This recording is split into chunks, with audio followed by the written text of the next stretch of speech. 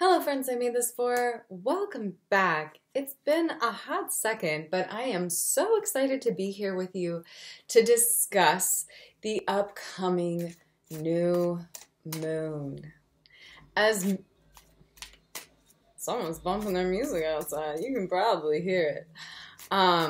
As most of you know, our eclipse season is upon us. It is right around the corner. Today is Earth Day, the 22nd. This is the day I'm coming to you on.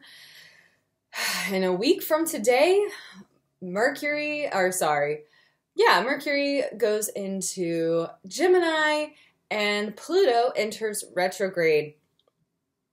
I'm going to talk about those in other episodes. I will probably talk specifically about Pluto retrograde since I have a whole series about Pluto. Pluto is currently in Aquarius and it is about to retrograde all over this bitch. And then we will be getting some more hits for our Pluto return as the years go on into 2023. Fun stuff. We've talked about it. I have videos. And I've also made videos about Taurus. I might make another series or another video on Taurus season.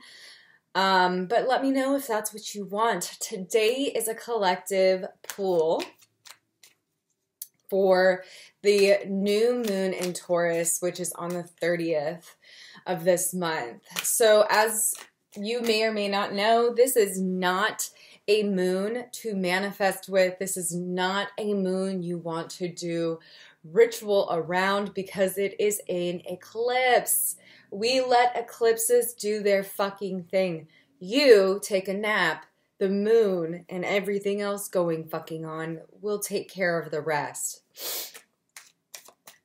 This is where we see big patterns come up. So the patterns that we are paying attention to right now with this eclipse, whatever might happen around the 30th. So I would even start to look at what's happening in your life just the whole week leading up to that date. Again, that Monday is the 25th. The moon enters Pisces on that day. We have a lot of planets in Pisces right now, so I highly recommend that you just kind of be aware, not necessarily do anything particular on the date, but maybe do some ritual on that Monday and Tuesday, but do not do anything around the actual new moon. And of course, the new moon is happening when the moon and the sun are in the same place. So the sun will be in Taurus and the moon will be in Taurus. And that is when we will have our partial solar eclipse. Eclipses are catalyst moments. This is when we see magic begin, and this becomes the theme that we see for the next 6 months. So this collective pool today is to kind of get some clarity around how to hold space for the next 6 months or what themes might be coming up. But of course, because this is collective, this isn't even based on your rising sign, your sun sign, any of these things. It's going to look vastly different, and this is going to be very, very vague. But of course, before we dive into the reading, just a reminder that if you like what I do and you want to support your girl while also engaging in some art as a ritual for yourself, check out my Patreon, links in my description box down below.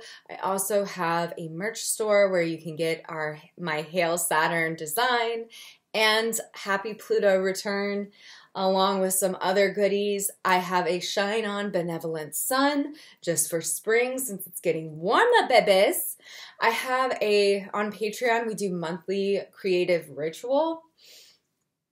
This month's creative ritual is releasing old stories in our creative practice, and that's happening on Monday, the 25th at 6 p.m. So if you are interested in that, you are a witch who wants to use art as a ritual, this is going to be the Patreon for you. Each month we work with a theme, a word as our theme, as medicine, and this month has been release. Because with this change in season, this like deepening into spring, we're really releasing those old cords that we have connected to over winter, where maybe we got into habits that do not empower us, and just making space for new, fresher energy in this change of season. So if that sounds good to you, head on over. We also have coloring pages, all of that. Woo! But with that said, it's time to get started. It's time to get started in this reading because we're 5 minutes fucking in and you are a busy, busy little bee on this Earth Day. So I want to start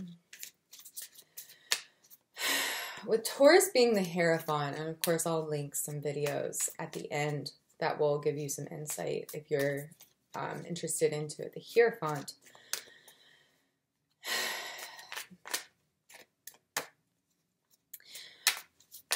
Taurus is a lot of taking up space, yeah? So we want to think about lessons around Taurus. Lessons around this big medicine of Taurus for this month. And this embodiment of the spiritual container. And what card can support us collectively? We're embodying the spiritual container, embodying the spiritual container. I don't know, I don't usually pick out jumpers. It's just not part of my practice. Card to embody the spiritual container.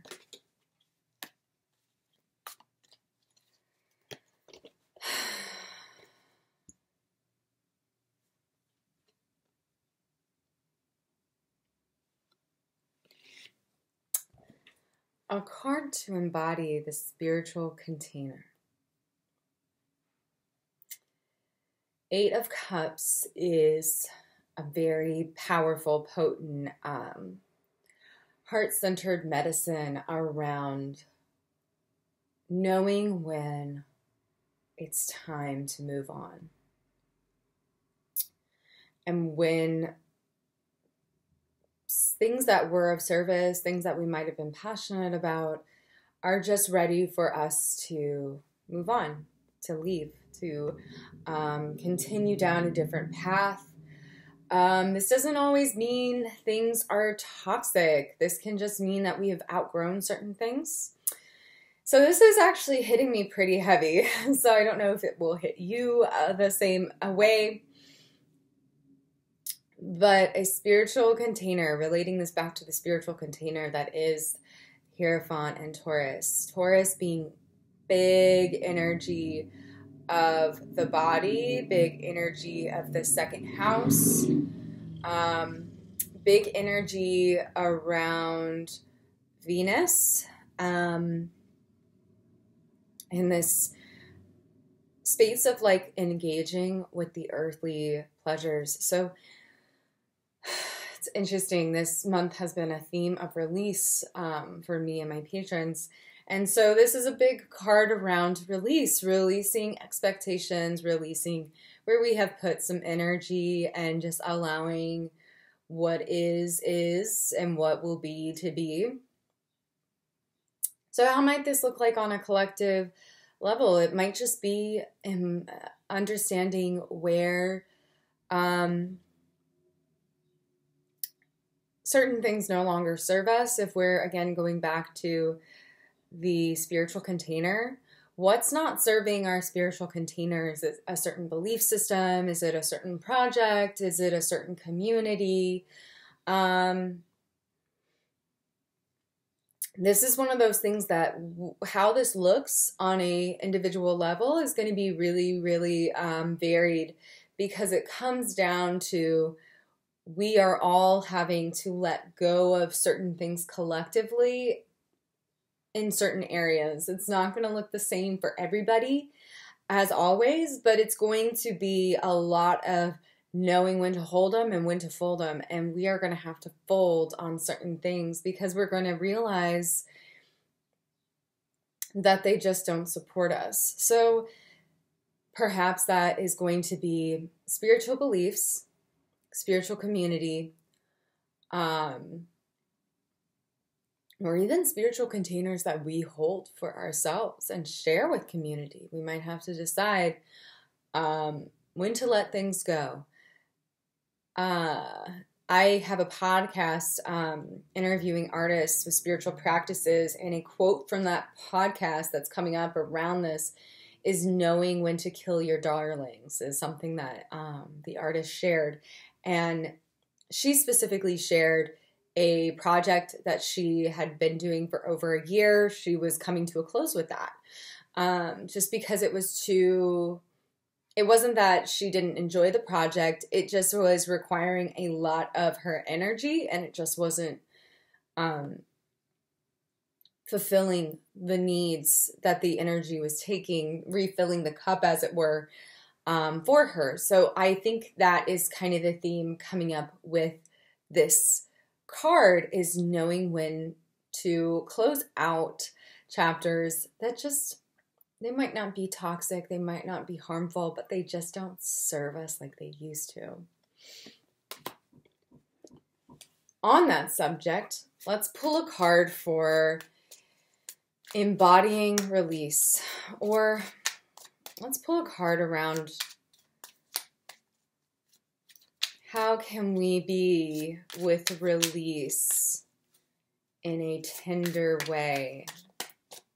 How can we be with release in a tender way?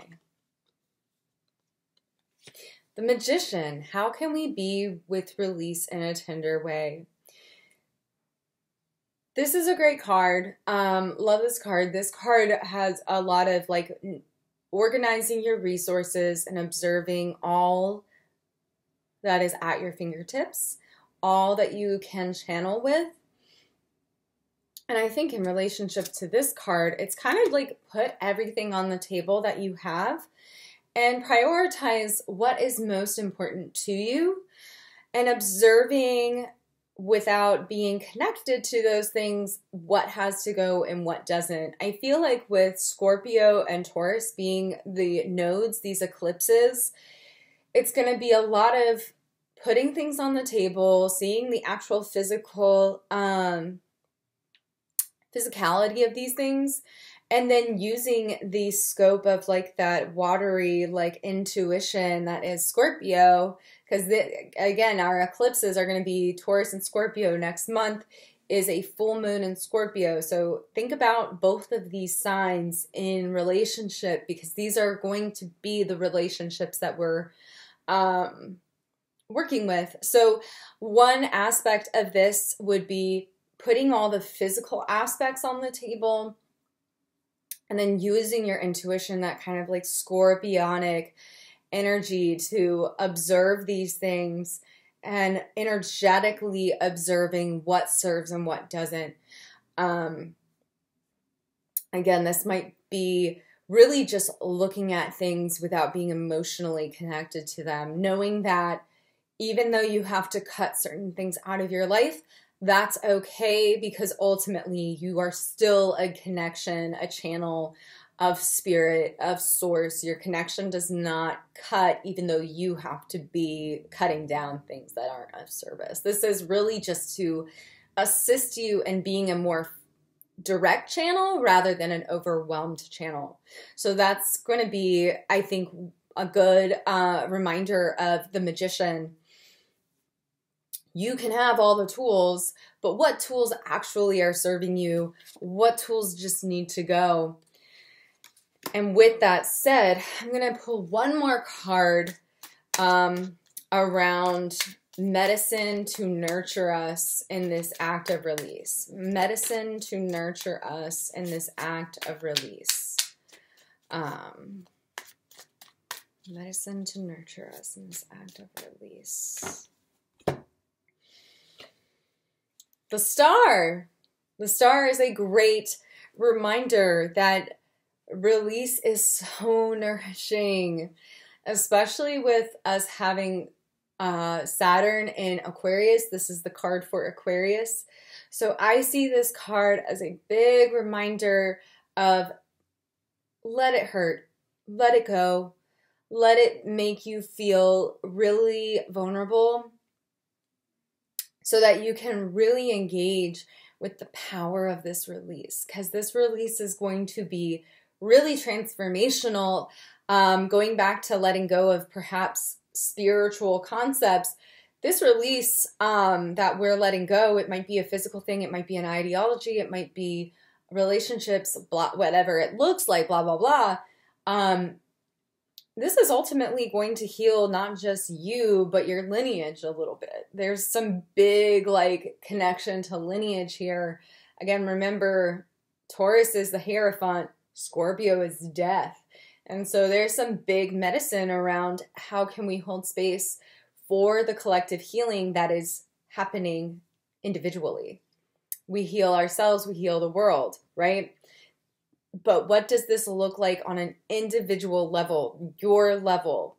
Well, that looks like you making cuts that feel supportive so that you can hold better space, so that you can be the teacher you want to be, so that you can be fully present in those projects or ideologies or communities that you serve to your fullest. So I hope all that makes sense. Again, here's our 3 cards for this this eclipse. Take it easy, be mindful, make lists, but don't practice ritual. You can make lists and journal. Don't do ritual. Just don't. The wave is coming, the work is being done. So if you have to process it, that's one thing, but no spells, no manifesting, none of that shit. Take a nap, baby. I love you. I hope this was supportive, and I'll see you next time, friends. Bye-bye.